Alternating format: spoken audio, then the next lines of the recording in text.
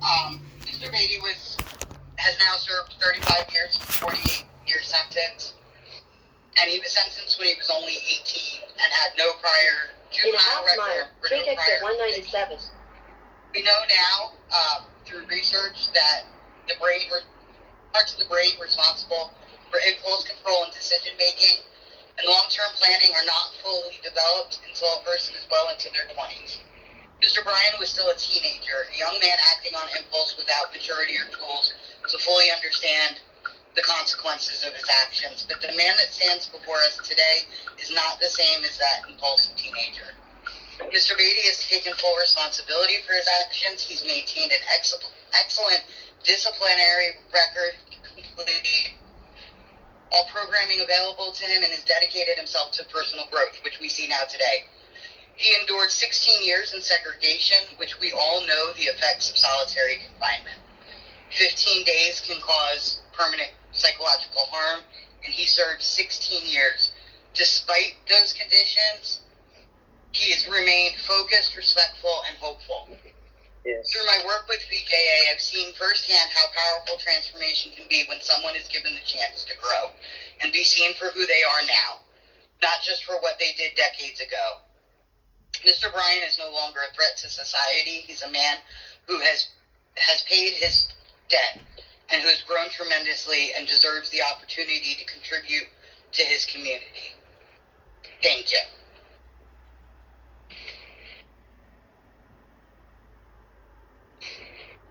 I guess I can go next. Can anyone hear me? Yes. Yes, ma'am. My name is Rhonda Bradford. I'm Rhonda Bradford. I'm Brian's sister. And I'm a little emotional behind this. I haven't seen my brother since he was 15 years old. And we're getting older. I'll be 63 this year. My brother has done his time plus, and I know he's learned his lesson. I'm just asking, please let him come home. We lost our mom, and he wasn't here to say goodbye to her or anything, but you all gave him the opportunity to attend the funeral. And none of us know how much time we have left on this earth. I just want my brother home before something happens to me, and he can't say goodbye to me. I'm his only sister. And I just want y'all, and I know Brian has changed. We stay in constant communication for the past 2.5 years, since mom passed and everything. And we constantly talk, we email one another. And I know Brian has changed a lot, because I remember when he first got locked up and the person he was then, and the way he used to talk and his letters and stuff kind of made me a little nervous. But Brian has grown a lot. He knows what he has done. He does have remorse for the things that he has done. He's a great guy. I just pray that you all will give him the opportunity to come back here and have a life in the free world, to prayerfully have a family of his own. I really just don't know much to say. It's just I need my brother. I really need my brother, and please let him come home. Thank you. Thank you. And Miss Rhonda, you have a place for him to live, right? Yes, Brian's going to live with me. And Mr. I stayed in Virginia. The actual neighborhood that they live in, they have handwritten signatures welcoming Mr. Beatty back into the community. His solid home plan is probably one of the best that you're going to see, sir.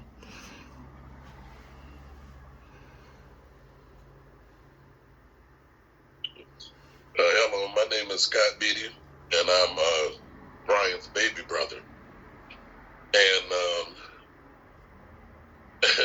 it's crazy because, well, when he got into his situation and got locked up, we were the same height and build. And in just a matter of a few years, I shot completely past him. And it's things like that more than anything I miss with my brother, because he's missed pretty much my entire life. There are nieces and nephews that he has never even seen. Never even seen. What is called correction? What's called correction? Has he taken the courses? Has he done what's required by the state to say that he is corrected, and then to go further 30-something years, 40-something years for the acts that he committed, he's admitted that he's wrong. He has accepted it. He didn't say he made a mistake. He said, I made a bad decision. So he's taking accountability. Is the state going to take accountability and say, hey, you missed your mother passing? Yeah. You have family that you've never even met. At what point?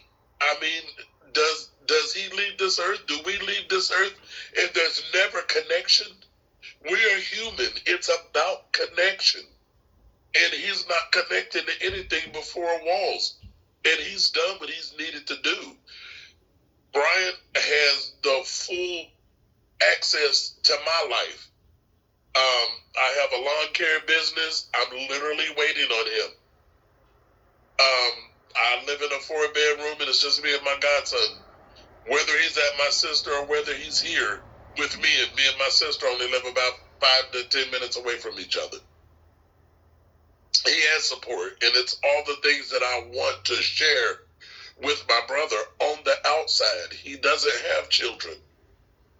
So I miss my brother. And even through the military, he's one of the things that kept me going. We stayed in constant writing. Then once they discovered this kiosk thing, it made life a lot easier because, I can send him messages, send him pictures, and we've always communicated. That is my best friend. That is my road dog. That is my homie. And I have missed all of that with him, and it hurts. Like, it hurts. I hope no one has to experience what this family has had to experience. So I just implore you, I'm literally close to begging you, please let my brother come home just so he can have his family. We love him and we miss him dearly. Thank you. Thank you so much.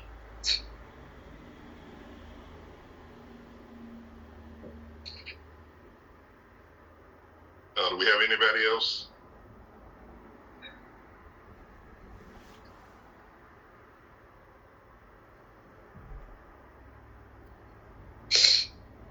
Everybody spoken? Yes. Okay. All right. Well, I just want to say I want to thank each and every one of y'all for taking, time out of your busy schedule to be here, for him to support him. I can tell that this is a very caring, supportive team, and I mean, y'all have done so much for him and been there and showing him the love and support. I have no question with that, and I know y'all are doing all y'all can. At this point, I need the opportunity, to continue to review his file, and if that, may have to even talk to him myself, because my talk with him is definitely going to be a little different from my talk with you. We have tough discussions all the time with men and women, and I don't run from my decision, and I let them know I care about, and I'm letting you know I care about each and every case. These people are not just numbers. So whether they get granted or not get granted, they're not a number, and I care about whether person, and I try to do the best I can to work with them on a path to, get their life in a good position. So, I guarantee you, and what I promise you, I'm going to do the best I can. I pray about each decision, and I will at some point try my best to speak to him. There's hundreds of men and women who need this equal opportunity. He's just one person, and I try my best to get around as many as I can to try to get a feel for him, to see who's ready, who's not ready. It's a lot to consider before we make decisions on these cases. You got to look at the victims. You got to look at time served. You got to look at there's so much and things that you don't know. What they've done since they've been there, things they might have told, things they didn't tell. My kids don't tell me everything that's going on in their life. So it's stuff that, you have to go through and you get these decisions right, because, when you put your name on this, I got to be responsible for them one day. So I'm accountable to the community, to society, if I get it wrong.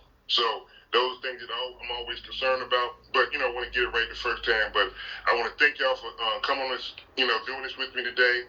And, y'all know how to find me. I look forward to maybe speaking with him in the very near future. So don't let me forget. I know y'all won't let me forget. so I can get a better feel and a better understanding. Because you all can be the greatest people in the world, but I got to talk to get a feel for where he's at. I'm just being real with you. You know what I mean? I got some cousins, some people in my family I wouldn't vouch for right now. You know what I mean? And I wouldn't send them someplace. I could not be able, because they're not there, and that's my family. So I'm just telling you. I like to, look at the people for who they are and figure out where we going from this point on. And if you don't like my decision, I have no problem with that, because I'm going to keep it real with you. They know I will. Right. So stay in touch with me. Don't let me forget. Somebody follow me and keep sending me the T-shirts. I appreciate it. I need one in every color, by the way. I think I need green next to match my shoes. I think Mr. Kevin, I'll follow with you sometime soon also. Thank you. Okay, y'all have a blessed day and please stay in touch. Thank you, Mr. Boone. God bless you, sir. Okay. Thank you, everybody. All right. Thank you. Thank All right, you. y'all stay blessed. Thank you. Yeah. Yeah, Mr. Beatty, Rhonda, don't